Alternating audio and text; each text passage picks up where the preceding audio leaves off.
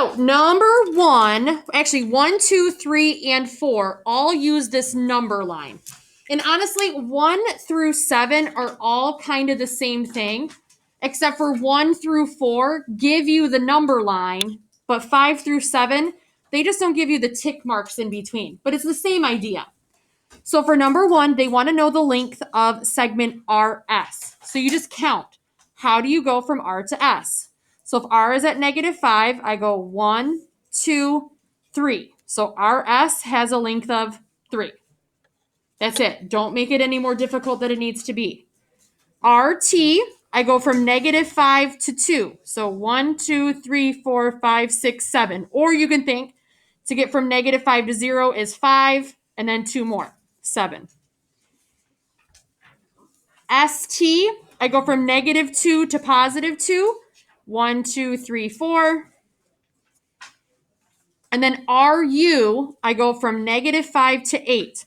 So to go from -5 to 0, I go 5, and then I go 8 more. 5 plus 8 is 13. Any questions there?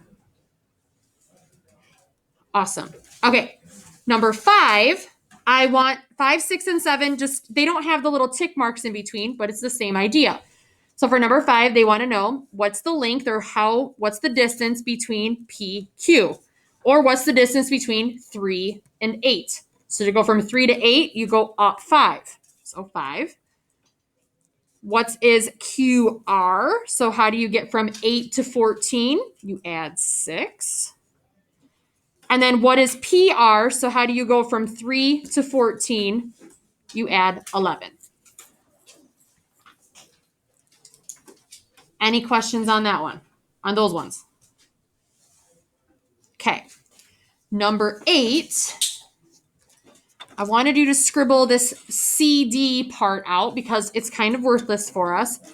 And they tell you that AB is X, BC is 3X, and then for number 8, AC equals 24. So when you're doing these problems and you have to solve for a variable and all that stuff, same thing's going to happen with the Engel addition problems that you're going to have in the next review. You have to figure out, of the 3 pieces they give you, because they give you A, B, B, C, and AC, of those 3 pieces, which one is the longest? Because whatever's the longest is what you set it equal to.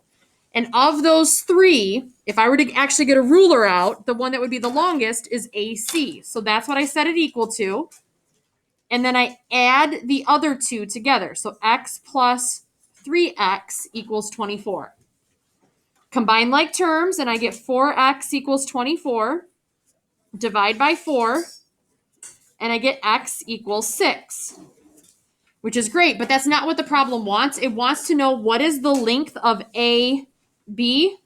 Well, we kind of luck out that AB is whatever X is, so AB does have a length of 6.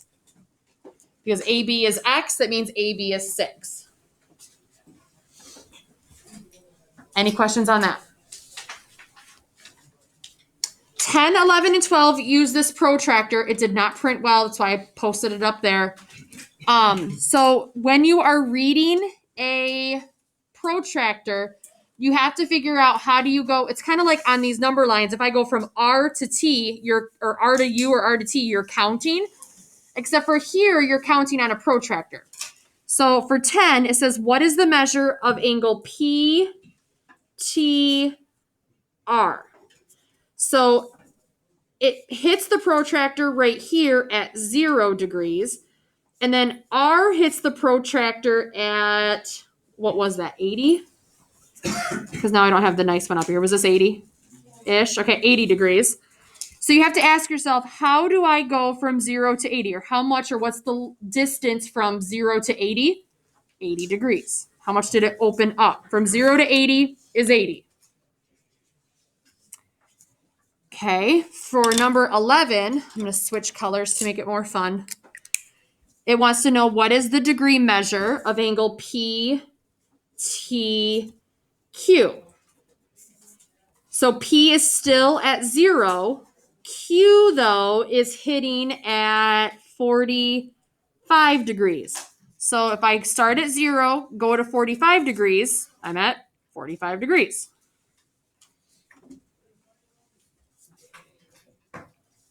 And then the last one goes from Q to T to S. So Q to T to S. Q is at 45 degrees. S is kind of debatable because it doesn't hit at like a really nice number. It doesn't hit like right exactly something at something. What did you guys say that it hit about at? 129-ish. Okay, some people may have said 128. Some people may have said, I think last hour they said 127. Are we wrong? No. But that's why when we're finding the measure of this one, I'm going to put the little about sign because we're all going to be off a little bit. We're estimating. So how do I go from 45, in this case, if I'm going to put it at 129 to 129, I would have 84 degrees. If you have 83 degrees, totally fine. If you have 82 degrees, totally fine. That's why this symbol right here, this about symbol, kind of is a game changer for this. So looking on this page, any questions, comments, concerns for the good of everybody? We good to go there? Hopefully. Okay. We skipped page 13. We did not do constructions this year. And we jumped to page 14. Now, I'm not going to walk through all of these because you're doing the same thing 4 different times. I'm going to walk through one of each. If you need to see others, totally fine. I'm going to walk through one of each, but I'll give you the answers to all of them. 2, 3, 4, and 5, you are finding the midpoint. So you should use the midpoint formula. So to find the midpoint, I am going to label my points, x1, y1, x2, y2. To find the midpoint, you add your x's, -4 plus 10, then divide by 2. Add your y's, 6 plus -10, then divide by 2. So I do -4 plus 10 is 6. 6 divided by 2 is 3, comma. 6 plus -10 is -4. -4 divided by 2 is -2. So the midpoint for number 2 is 3, -2.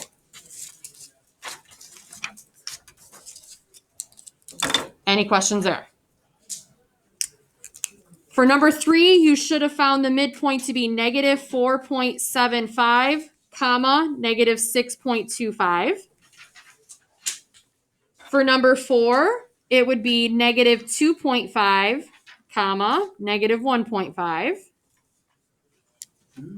And then number 5, in parentheses, -6.2, comma, -8.4. So looking at those midpoints, any questions, anything you want to go over? All right, last 4 problems are finding the distance. So to find the distance, you're going to use the distance formula. And again, I'm just going to do one of them because you do the same thing for every single one. It says find the distance. So this is my x1, this is my y1, this is my x2, this is my y2. They don't give you a lot of room here. So distance equals square root in parentheses. x1, 6 minus x2, -1 squared. Subtract your x's plus, subtract your y's, 8 minus 8 squared. Order of operations says now to do what's in parentheses. So I have square root in parentheses. 6 minus -1 is 7 squared. 8 minus 8 is 0. So that whole entire piece just disappears. I think that happens on all of them, except for the last one. They all have a chunk that just disappears. 7 squared is 49. So you take the square root of 49 and you get the distance to be 7. On number 12, you should have found the distance to be 12. How convenient. And then again on 13, you should have found the distance to be 13. That'll probably never happen again. And then 14, had to throw it all off. You get the distance to be 10. So 12 is 12, 13 is 13, 14 is 10.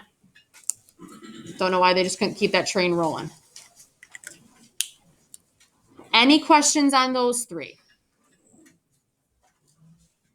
No? Okay.